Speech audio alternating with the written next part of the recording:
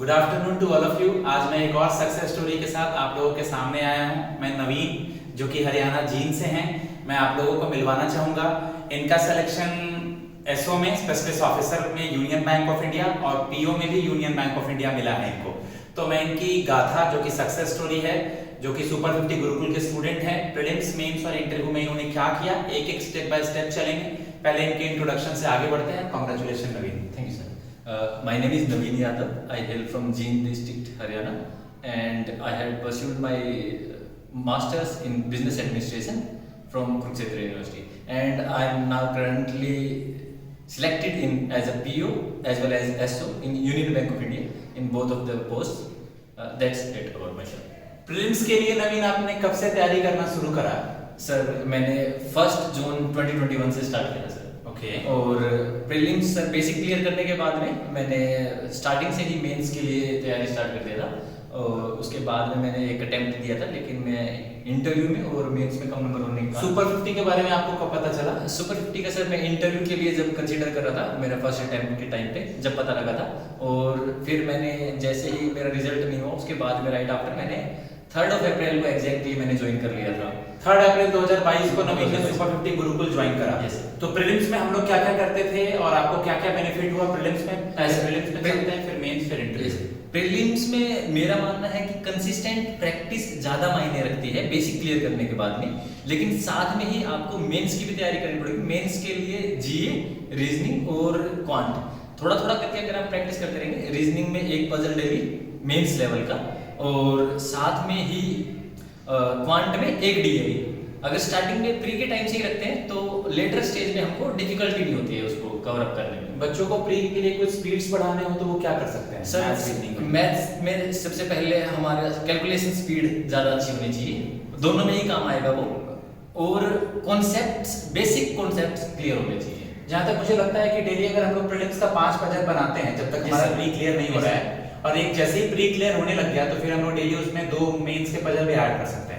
दो थोड़ा सा काफी बच्चों के लिए 2 हैवी हो जाता है। स्टार्टिंग में एक से स्टार्ट करेंगे, बाद में जब वो 10 मिनट 15 मिनट तक एक पजल बनने लग जाता है फिर 2 कर देंगे। हम लोग क्लास में जो daily front page, editorial page और बिजनेस पेज डिस्कस करते हैं, जो कि मैं कम्युनिटी सेक्शन में भी डालता हूँ, उसका क्या अहम रोल रहा हम लोग के इंग्लिश में और जीए में? सबसे पहले तो इंग्लिश पूछी ही कॉम्प्रीहेंशन जाती है, both pre as well as mains में।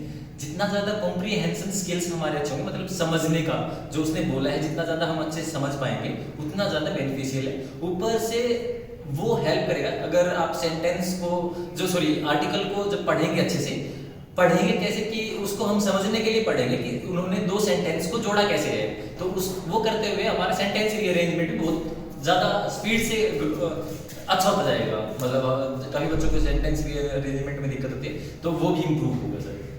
न्यूज़पेपर का योगदान मेंस में जीए के लिए कितना है? और खैर इंग्लिश में तो है ही। इंग्लिश तो अगर आप द हिंदू हम करते थे जैसे गुरुकुल में, तो द हिंदू करने के बाद में इंग्लिश के लिए ग्रामेटिकल या फिर कोई भी पोर्शन कवर करने की सेपरेट मेरी नजर में जरूरत नहीं है। अगर आप उसके जो भी हार्ड वर्ड्स आते हैं उनको कवर अप करते जाते हैं, साथ ही साथ आप रेगुलर रीडिंग की हैबिट डेवलप कर लेते हैं, तो जीए तो न्यूज़ हिंदू से बाहर कुछ ही न्यूज़ आते हैं आरबीआई वगैरह की, बाकी जो हमारे डेली करंट अफेयर्स है वो कवर होता हो जाता है उसके साथ में। हम लोग अलग अलग सोर्स से भी करंट अफेयर्स पढ़ते थे, और साथ ही साथ हम लोग अपना वीकली पीडीएफ भी पढ़ते थे। सर हम 3 सोर्सेज हम फॉलो करते हैं गुरुकुल में, अलग अलग सोर्सेज फॉलो करते हैं और अपना पीडीएफ करंट अफेयर्स वो हम रेगुलर सेपरेटली इवनिंग सेशन में डिस्कस करते हैं, शाम में और सैटरडे क्विज में डिस्कस करते हैं। मेंस में कॉन्सेप्ट तो बच्चों को रहता है, लेकिन मेंस का क्वेश्चन का लेवल भी टफ होता है। तो बनाने के साथ साथ क्वेश्चन छोड़ने आने वाली आदत के बारे में क्या बोलना चाहिए? वो जब आप जैसे मेंस की पजल और डीआई की हैबिट डाल रहे हैं, तो वो आप हैबिट डालोगे ना स्टार्टिंग से, आपका बेसिक कवर होने के बाद में सभी बच्चों को ये पता लग जाएगा कि इस टाइप के क्वेश्चंस मैं कर सकता हूँ। और over the period of time जब 5-5, 7-7 पजल हर टाइप के लगा लेंगे आप, तो आपको पता लग जाएगा कि अगर ये पजल मैं उठाऊंगा तो मेरे को 20 मिनट लगेंगे इस टाइप की पजल करने में, और कुछ पजल ऐसे होंगे जो आप 10 मिनट में मेंस की पजल इजीली बना लेंगे। तो 20 मिनट वाले बनाने का तो कोई सवाल ही नहीं है, वो एक्सेप्ट फॉर केस कि अगर आपको कुछ और आता ही नहीं है। पहले आप 10-10 वाले अटेम्प्ट करेंगे, जो वन लाइनर्स होते हैं, वन लाइनर्स तो खैर नहीं होते हैं मेंस में, लेकिन फिर भी जो थोड़े से इजी क्वेश्चंस होते हैं उनको कवर करेंगे। फिर पजल जो हैवी पजल है, जो आपको लग रहा है 20 मिनट बचे हुए हैं और 20 मिनट में करूंगा। इंटरव्यू में पढ़ जाने के पहले, इंटरव्यू सेशन के बारे में डिस्कस करने के पहले मैं एक चीज और नवीन का बताना चाहूंगा कि नवीन जो है तकरीबन 1-1.5 साल 2 साल तक मतलब बहुत सारी चीजों को अवॉइड करता था, जैसे किसी बहुत बड़े पार्टी फंक्शन में जाना जिससे 1-2 दिनों का टाइम वेस्ट हो सकता है। तो गाइस 3 चीजों को ये बहुत बड़ा फोकस करता था। एक तो अपनी पढ़ाई, अगर इंसान पढ़ रहा है तो वो थकेगा, उसे नींद चाहिए, ठीक है, और थोड़ा बहुत अपने खाने का ध्यान रखना और अपने मम्मी पापा का ख्याल रखना। ओके, तो इन चीजों को लेके आगे बढ़ना बहुत जरूरी है। और इंटरव्यू के लिए ये शुरू से ही न्यूज़पेपर पढ़ता था, पहले ही करंट पे ध्यान देता था, बैंकिंग जीए वगैरह करता था। तो इंटरव्यू के लिए ये प्री और मेंस के लिए ऑनलाइन घर से ही करता था, इंटरव्यू के लिए वो दिल्ली सेंटर पे आया था। तो इंटरव्यू में उसने क्या क्या करा, यहाँ के उसको और क्या फायदा मिला, और फाइनली इस ईयर जो बच्चों का सिलेक्शन नहीं हुआ है उसके बारे में वो लास्ट में बोलना चाहेगा जरूर। इंटरव्यू के लिए बेसिकली मैं स्टार्टिंग में ही ज्वाइन ही मैंने इंटरव्यू, क्योंकि मेरा मेन वीक पार्ट इंटरव्यू रहा है। बाकी सारा मैंने इम्प्रूव किया है इधर रह के, क्योंकि डेली प्रैक्टिस करवाई जाती है गुरुकुल में। और जीए तो यहाँ पे रेगुलर पार्ट ऑफ स्टडीज है ही।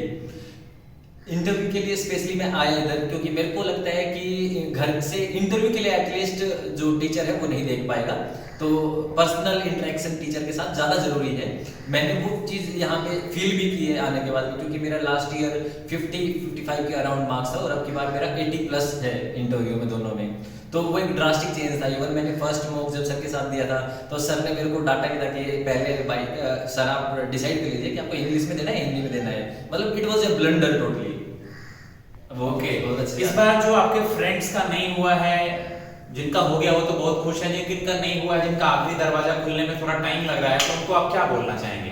देखो मेरा हुआ था लास्ट में स्टार्टिंग में जब मतलब बैंकिंग का देख के आया स्पेशली, मेरे पास ऑप्शंस थे, मैं एसएससी भी जा सकता था, बैंकिंग भी जा सकता था, लेकिन बैंकिंग एक ऐसा सेक्टर है जो रेगुलर रिक्रूटमेंट्स कराता है। इस वही देख के मेरे को उसी ने मेरे को अट्रैक्ट किया था। उसी के लिए बात है, मेरा टारगेट था कि मैं 6 महीने 7 मतलब महीने साल में जॉब लेके चला जाऊंगा, लेकिन उसके साथ में एक हैबिट है मेरी, और जो आप सब में भी होनी चाहिए, फिनिश व्हाटएवर यू स्टार्टेड। तो मैंने ये स्टार्ट किया था कि मैं प्रिपेयर कर रहा हूँ, तो मेरा इसीलिए मैंने उसको कंटिन्यू करना ज़्यादा प्रेफर किया। और अगर मैं मेंस तक और इंटरव्यू मैंने दे लिया है, इतना मैं करीब आ गया हूँ, तो डेफिनेटली वो मेरे को कॉन्फिडेंट था कि मैं अब की बार निकालूँ। और सेम आप लोगों के लिए है, आप इतना करीब आ गए, इवन किसी का प्री भी निकल रहा है ना, तो आप बहुत ज़्यादा मतलब 90% कंपटीशन से आगे हैं। अगर आप प्री भी निकाल रहे हैं तो आगे सिर्फ हो जाएगा, आपको प्री पे फोकस ना रह के मेंस की तैयारी आप ज़्यादा करेंगे अभी, तो you will definitely sail through it. कोई कुछ अलग नहीं करता, हाँ कंसिस्टेंसी ज़्यादा मैटर करती है और अपना दिमाग थोड़ा सा स्टोर कर सकता है। तो जितना कम लोगों से, जितना लिमिटेड लोगों से और जितना लिमिटेड एक्शंस आप लेंगे उतना ज़्यादा बेनिफिट रहेगा उस चीज़ का। बस मैं आखिर में यही बोलना चाहूंगा कि नवीन ने जैसा कि यूनियन बैंक पीओ और यूनियन बैंक एसओ मिला है और ये आगे regulatory body RBI SEBI SIDBI NABARD की तैयारी करना चाहते हैं, तो उसके लिए कांग्रेचुलेशन नवीन।